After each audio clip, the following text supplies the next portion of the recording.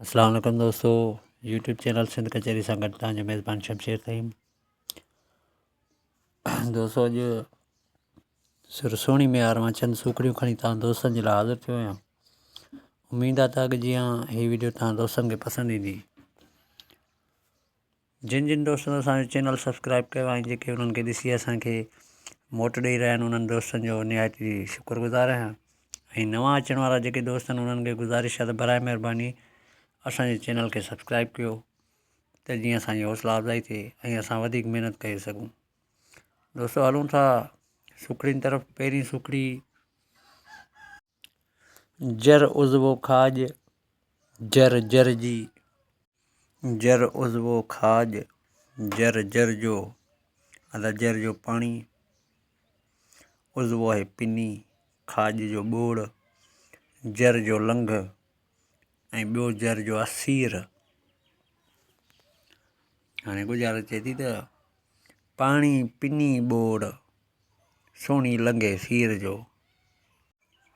दोस्तों, ॿी गुज़ारत त हाणे ससु थी पुछे सोणी खां त निभागी तो छा ॾिठो अथई, जो तूं पंहिंजे मुड़ुसु, पंहिंजे वर, पंहिंजे हक़ खे छॾे हिकु गैर मर्द ॾे थी वञी।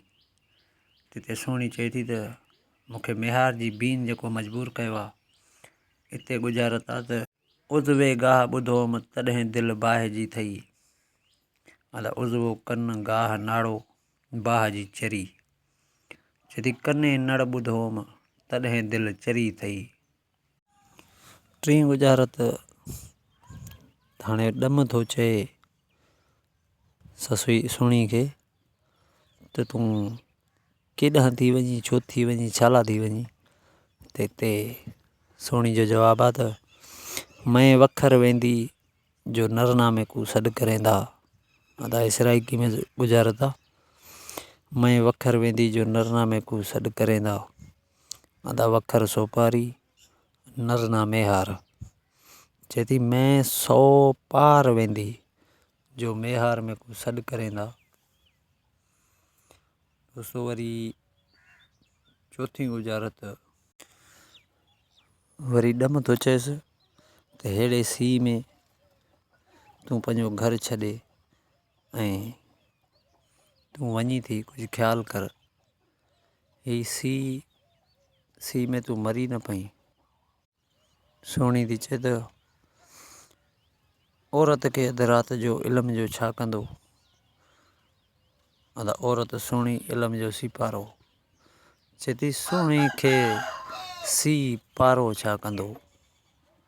दोस्तों, पंजी गुज़ारत हाणे साईं सोणी जी ससु जेका आहे सो चई त सोणी ईअं मुड़ंदी कान हाणे, छो न हिन खे ख़तमु कजे। सो इहा अटकल करे हुन जेको आहे सो पके दिले जी जाइ ते कचो घड़ो रखी छॾियो। ऐं सोणी जीअं राति जो घड़ो खणी दरिया में घिड़ी त उते गोता खाइण लॻी। हिते गुज़ारत आहे त कारीगर जे भुलायो न त वण जो खणा हा पाण सां। अदा कारीगर जो चिट वण आहे पको। चए थी चिट न भुलायो न त पको खणा हा पाण सां।